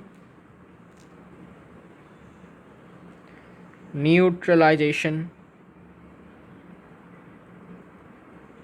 रिएक्शन, ये है main neutralization reaction. Okay, main neutralization reaction ये होता है, ये इसका प्रोडक्ट होता है, ये वाला नहीं, ये मेन न्यूट्रलाइजेशन रिएक्शन नहीं है। एक्चुअली जो न्यूट्रलाइजेशन रिएक्शन होता है वो एक्चुअली हाइड्रोजन आयन और OH माइनस मतलब हाइड्रोक्साइड आयन के बीच में होता है, जिससे वाटर फॉर्म होता है। यही है मेन न्यूट्रलाइजेशन रिएक्शन। लेकिन हम क्रेडिट किसको देते हैं? हम क्रेडिट इसको देते हैं, सॉल्ट को देते हैं। हाँ भाई, सॉल्ट फॉर्म हो गया मतलब न्यूट्रलाइजेशन रिएक्शन है। नहीं, एक्चुअली काम हो रहा है ये वाला। ये तो बस इसका पॉजिटिव नेगेटिव अट्रैक्ट होकर ये हो रहा है ना।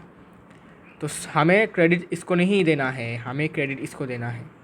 असली रिएक्शन तो यही है, neutralization reaction. Okay, neutralization reaction का डेफिनेशन कुछ लिख लो। कहा है भाई, ये लो, neutralization reaction, reactions, neutralization reactions, the reactions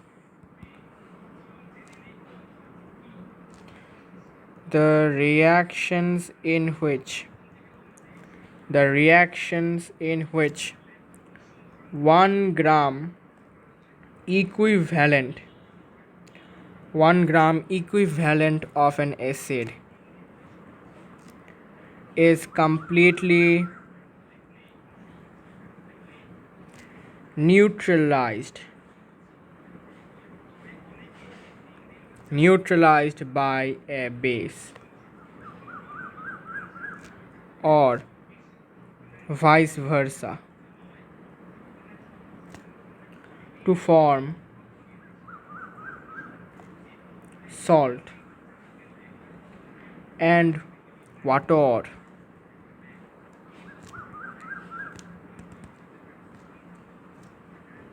Water are called neutralization reactions। ठीक है, ऐसे रिएक्शंस जहाँ पर 1 ग्राम एसिड, ठीक है, 1 ग्राम के बराबर एसिड को कंप्लीटली न्यूट्रलाइज करता है कौन? बेस।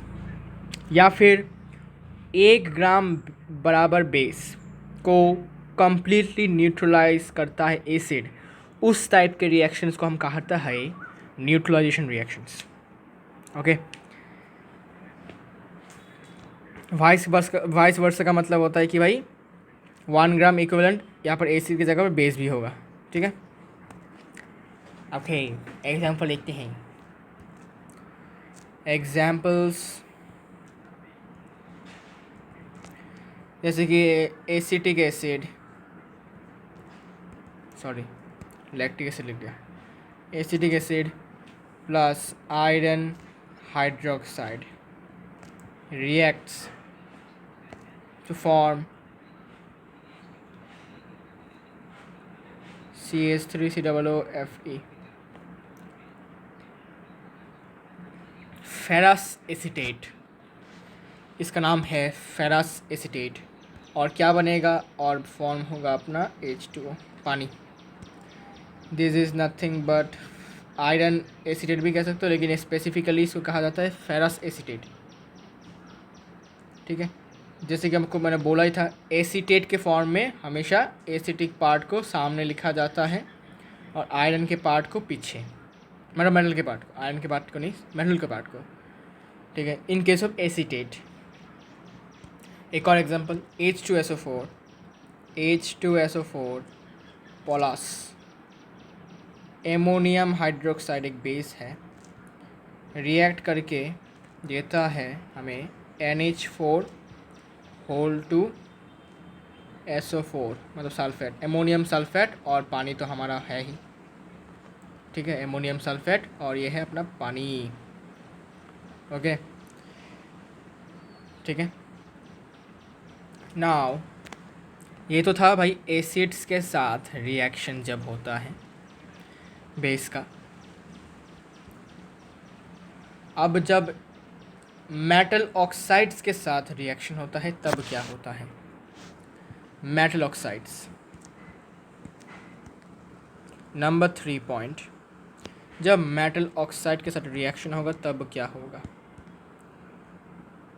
विथ मेटल ऑक्साइड्स, देखो मेटल ऑक्साइड्स के साथ सिर्फ और सिर्फ एसिड ही रिएक्ट करते हैं। Reason is metal oxides are basic in nature.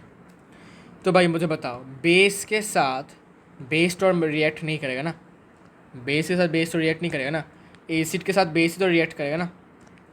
तो इसलिए मेटल ऑक्साइड के साथ जो कि बेसिक है नेचर में, उसके साथ सिर्फ एसिड रिएक्ट करता है, बेस रिएक्ट नहीं करता। ओके, तो इसको लिखा जाएगा ऐसा, acid plus metal oxide, metal oxide जो कि basic in nature, basic in nature. Okay, react करके हमें देगा सॉल्ट और वाटर। ठीक है, क्यों सॉल्ट और वाटर? क्योंकि हमने अभी तो पढ़ा कि बेस के साथ एसिड के साथ बेस रिएक्ट करके सॉल्ट और वाटर देता है। तो यहाँ पर भी क्या देगा? यहाँ पर भी तो एसिड और बेस है, रिएक्ट करेगा तो सॉल्ट और वाटर ही देगा, और क्या देगा, है ना। तो इसको बक्से में कैद कर लो। नाउ एग्जाम्पल्स, अच्छा रुको रीज़न लिख देता हूँ। Since acids on reaction with bases, acids on reaction with bases and metal oxides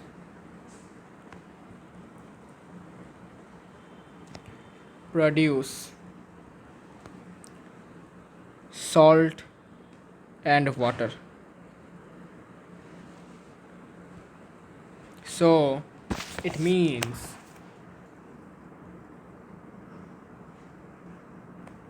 metal oxides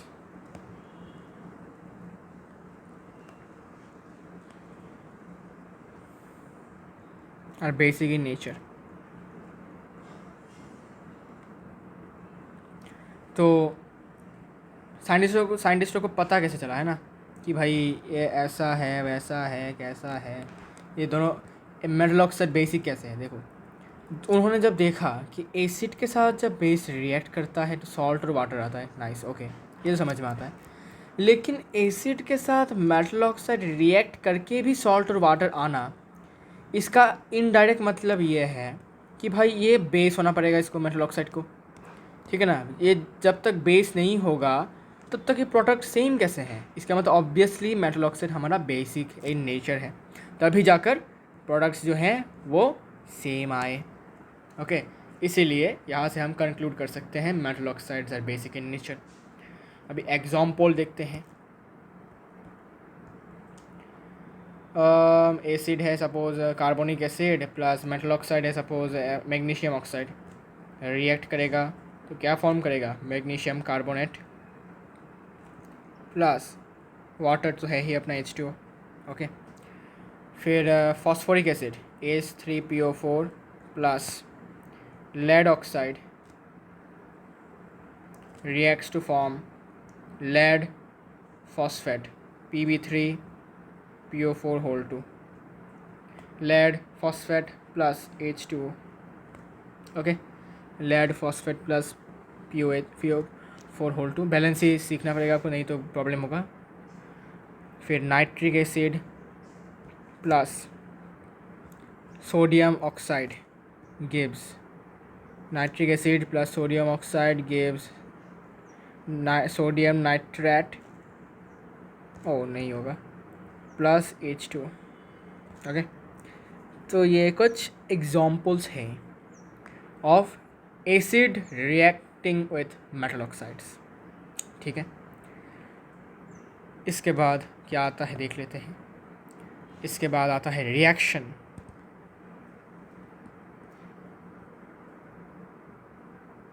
number 4 पर, है ना, reaction of basis with non metal oxides.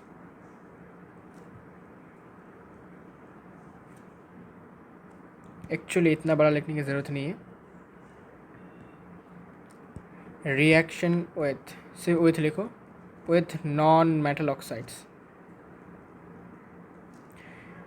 Non metal oxides. Non metal oxides जो होते हैं वो एसिडिक इन नेचर होता है। तुम समझ ही सकते हो भाई कि एसिड के साथ अपना एसिड तो रिएक्ट नहीं करेगा ना, बेस ही करेगा। तो बेस के साथ नॉन मेटल ऑक्साइड्स क्या होते हैं, रिएक्ट करते हैं। Got it. तो ये होगा base plus non metal oxide, non metal oxide which are acidic in nature, acidic in nature. React करने के बाद मुझे बताओ, बेस और एसिड रिएक्ट करने के बाद क्या प्रोडक्ट मिलता है? तुम बोलोगे सॉल्ट और वाटर, तो यहाँ पर भी सॉल्ट और वाटर है। तो एग्जाम्पल देखते हैं, let's check out the examples. Examples are, base लेते हैं सपोज सोडियम हाइड्रोक्साइड, और नॉन मेटल ऑक्साइड लेते हैं, non metal oxide sulphur dioxide लेते हैं। तो ये रिएक्शन के बाद हो जाएगा सोडियम सल्फेट, और अपना वाटर तो है ही हमेशा। फिर सपोज सोडियम हाइड्रोक्साइड और, अच्छा सोडियम नहीं, एमोनियम हाइड्रोक्साइड लेते हैं। Ammonium hydroxide plus carbon dioxide gives ammonium carbonate, ammonium और 2 होगा इसमें, एमोनियम कार्बोनेट प्लस वाटर तो है। और क्या लूँ, मैग्नीशियम हाइड्रोक्साइड लेता हूँ, magnesium hydroxide plus nitrogen dioxide react करके हमें देगा magnesium nitrate plus water. Okay, so these are the examples in which base reacts with non-metal oxide which are basic in nature, sorry acidic in nature to form acid and sorry अरे क्या बोल रहा हूँ, salt and water. Okay.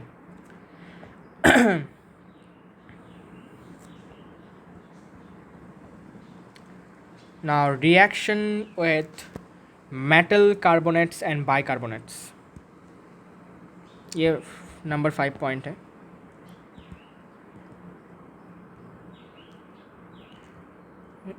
with metal carbonates, जब metal carbonate के साथ react करता है, लेकिन रिएक्ट करता कौन है भाई, एसिड करता है। क्यों?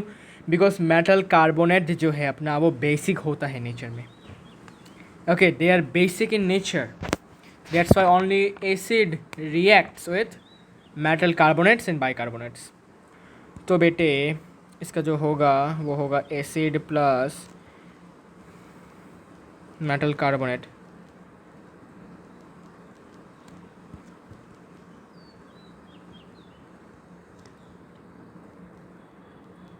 ओके, तो रिएक्ट करने के बाद इसमें थोड़ा सा चेंज है। क्या? सॉल्ट और वाटर तो फॉर्म होगा ही होगा, लेकिन साथ ही साथ कार्बन डाइऑक्साइड भी फॉर्म होगा। बस यही चेंज है कार्बोनेट में। ओके, कार्बोनेट में बस यही है, सॉल्ट वाटर तो है ही और साथ ही साथ कार्बन डाइऑक्साइड, बस यही चेंज है इसमें, एक्स्ट्रा कुछ यहाँ पर ऐड हुआ है। Okay, carbon dioxide. एग्जाम्पल दिखाता हूँ, सपोज एसिड है अपने पास HCl प्लस मेटल कार्बोनेट है सपोज जिंक कार्बोनेट, ठीक है। तो ये हो जाएगा ZnCl2 plus carbon dioxide plus water. Okay, फिर nitric acid plus calcium carbonate, तो ये हो जाएगा कैल्शियम नाइट्रेट प्लस अपना कार्बन डाइऑक्साइड और वाटर। फिर acetic acid plus magnesium carbonate react करके हमें देगा CH3COO होल 2 और यहाँ पर Mg plus CO2 plus H2O। इसे हम कहते हैं magnesium acetate. Okay, magnesium acetate. Okay, तो बस सिंपल ही है। कार्बोनेट में क्या होता है भी, कार्बन डाइऑक्साइड चाचा जो है वो भी प्रोडक्ट में हिस्सा लेते हैं। ओके, प्रोडक्ट के साइड में रहते हैं। अब विथ बाई कार्बोनेट्स, ये तो कार्बोनेट था, अभी by carbonate with metal by carbonates. आज का वीडियो ज़्यादा लेंदी हो गया। मैंने सोचा था कि रिएक्शन जो है वो मैं नेक्स्ट वीडियो में कवर अप करूँगा, लेकिन सोचा कि भाई कर ही लेता हूँ, एक बार में फिनिश कर दूँगा इसको। Acid plus metal by carbonate. Metal by carbonate भी बेसिक होते हैं नेचर में, इसलिए बेस के साथ रिएक्ट नहीं करते, बेसिक इन नेचर। तो एसिड और मेटल बाई कार्बोनेट रिएक्ट करके भी सेम प्रोडक्ट सेम है, सॉल्ट। फिर वाटरो के बाद क्या है, कार्बन डाइऑक्साइड चाचा भी है यहाँ पर। ठीक है, ये बक्सा आपको याद रखना है। फिर हम अभी एग्जांपल्स की तरफ बढ़ते हैं। एग्जांपल्स क्या क्या हैं देखते हैं। पहला एग्जांपल है ACl प्लस, सपोज हमने लिया बाइकार्बोनेट जिंक बाइकार्बोनेट। रिएक्शन के बाद होगा zinc chloride plus CO2 plus H2। ठीक है, फिर HNO3 प्लस कैल्शियम बाइकार्बोनेट लेते हैं अभी, तो ये बन जाएगा सेम प्रोडक्ट, सेम ही है, calcium nitrate. Calcium nitrate plus carbon dioxide plus water. फिर एसिडिक एसिड लेता हूँ, इम्पॉर्टेंट है ये इसलिए ले रहा हूँ, COOH plus magnesium bicarbonate MgHCO3 valency एकदम परफेक्ट होना चाहिए, नहीं तो गलती हो जाएगा। ये होगा फिर से वही CH3COO Mg plus CO2 plus H2। Okay, बस यही तो था रिएक्शन बाइकार्बोनेट। अरे ये तो 6 नंबर होगा ना, हाँ 6 number. Okay, so this is the reactions of acids and bases with different things, metal bicarbonate, फिर metal carbonates, फिर with non-metal oxides, फिर metal oxides, फिर acid और base का reaction, neutralization reaction, you can check it out। ठीक है, neutralization reaction का definition, example. फिर सबसे इम्पॉर्टेंट है एसिड और मेटल का रिएक्शन, उसमें एक्सेप्शंस भी हैं।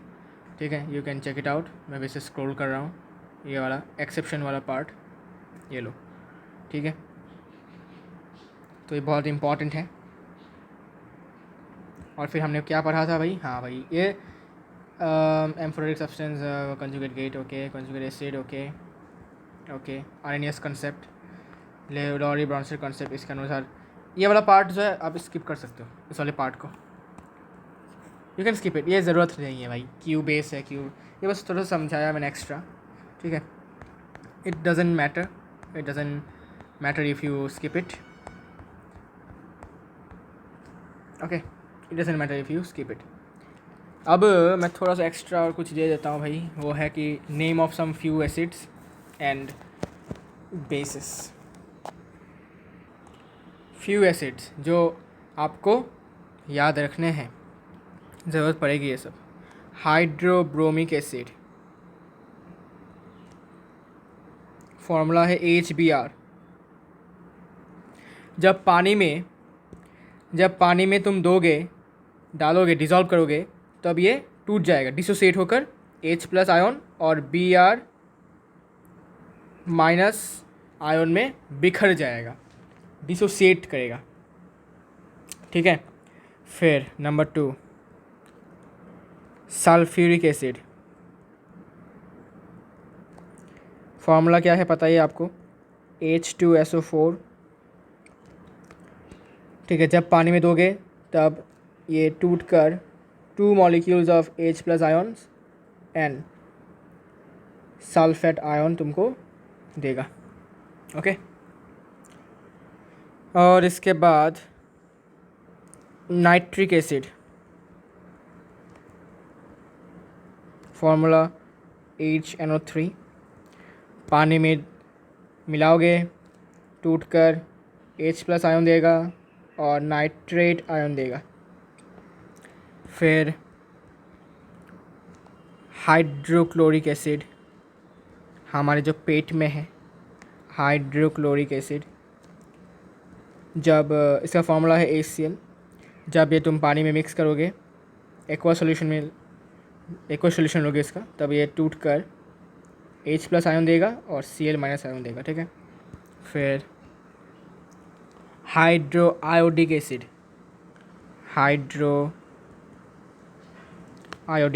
HI, H पानी में डिज़ोल्व करोगे मतलब डालोगे तो ये टूट कर H+ आयन देंगे और आयोडाइड, ठीक है, आयोडीन आयन देंगे। ठीक है, ये सारे के सारे जो है मैं बताया, ये सारे के सारे स्ट्रॉन्ग एसिड्स हैं, बहुत ख़तरनाक है ये strong acids, they are strong acids. ठीक है, याद रखना है इसके नाम। इन 5 एसिड को छोड़कर जितने भी एसिड्स हैं वो सारे के सारे वीक एसिड हैं। ओके, ये मेनली स्ट्रॉन्ग एसिड्स हैं अभी के लिए। ठीक है, अभी के लिए आपको याद रखना है स्ट्रॉन्ग एसिड्स हैं। तो वीक एसिड कौन से है भाई? वीक है भाई सबसे पहला एसिटिक एसिड, फार्मूला बहुत बड़ा फार्मूला है CH3COOH। इससे भी बड़ा फार्मूला इलेक्ट्रिक एसिड का। ठीक है, पानी में दोगे तो ये टूट कर CH3COO- ये एक आयन देगा एसिटेट आयन और H+ आयन देगा। पानी में जब डालोगे तो ये एसिटेट आयन देगा और हाइड्रोजन आयन देगा। ओके, ये याद रखना है भाई आपको। फिर आता है ऑक्जेलिक एसिड, सबसे खतरनाक है ये, इसका फार्मूला देखो। ऑक्जेलिक एसिड फार्मूला कुछ ऐसा है COOH, फिर ऐसे करके एक लाइन खींचना पड़ेगा आपको, फिर से नीचे COOH, ये है इसका फार्मूला। ठीक है, खतरनाक फार्मूला है। ओके, याद रखना है। पानी में जब तुम डिज़ोल्व करोगे तब ये टूट कर COO-, फिर इसके नीचे डंडा स्ट्रेट होना चाहिए और फिर से नीचे COO-, फिर 2H+ आयन्स देंगे। ठीक है, H+ आयन दे रहे हैं, लूज़ कर रहे हैं, मतलब ये यू कैन से एसिड है। ओके, फिर नंबर 8 पर है कार्बोनिक एसिड, जो फिनाइल में होता है, अपने घर में फिनाइल में होता है। H2CO3 फार्मूला, पानी में डिज़ोल्व करोगे तो 2 hydrogen ions and 1 carbonate ion will dissociate. ठीक है, लास्ट फॉस्फोरिक एसिड,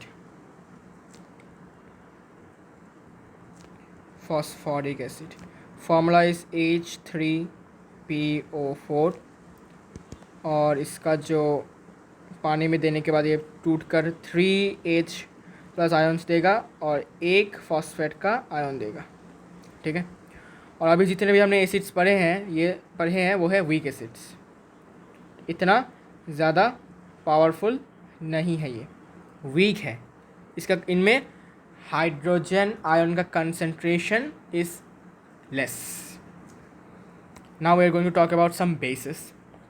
बेस बहुत कम ही है, बेस में बहुत कम है। देखो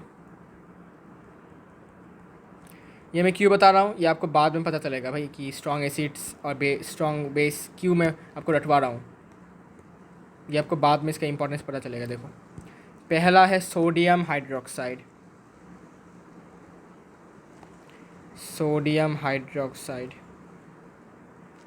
NaOH, पता है आपको फॉर्मूला।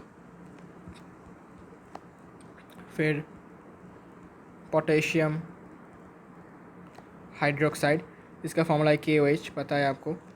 फिर थर्ड नंबर पर है, ये सेकंड नंबर के बाद थोड़ा सा गैप रखो, ठीक है। फिर थर्ड नंबर पर एमोनियम हाइड्रोक्साइड, ये भी बेस है, फार्मूला है NH4OH। फिर fourth magnesium hydroxide, magnesium hydroxide formula है MgOH2, MgOH2 ये इसका फार्मूला है। और नंबर 5 पर है एल्यूमिनियम हाइड्रोक्साइड, इसका फार्मूला है AlOH3। अब जब तुम इनको पानी में डालोगे, ठीक है, जब तुम इनको पानी में डालोगे बेसिस को, ये टूटकर Na आयन, सोडियम आयन और हाइड्रोक्साइड आयन में देगा। ये पोटेशियम आयन और ये हाइड्रोक्साइड आयन देगा। और फिर ये देगा एमोनियम आयन और हाइड्रोक्साइड आयन। ये देगा मैग्नीशियम आयन, ये देगा 2 हाइड्रोक्साइड आयन्स। फिर ये देगा एल्यूमिनियम का एक आयन और ये देगा 3 हाइड्रोक्साइड के आयन्स। तो ऊपर के तो 2 दिख रहे हैं आपको, ये है स्ट्रॉन्ग बेसिस, ऊपर के 2, और नीचे के 3 जो है ये है वीक बेसिस। ओके, आपको याद रखना है कौन से स्ट्रॉन्ग है कौन से वीक हैं। ओके, तो बस इतना ही है, few acids and few basis. इसके आपके फार्मूला, नाम सब कुछ याद रखना है भाई। ओके, तो आज का वीडियो यहाँ पर एंड होता है। नेक्स्ट वीडियो में हम और कुछ इंपॉर्टेंट बातें पढ़ेंगे और धीरे धीरे हमारा जो वीडियो है उसका चैप्टर जो है वो आगे बढ़ेगा और भी। ओके, तो मिलते हैं नेक्स्ट वीडियो में, तब तक के लिए गुड बाय।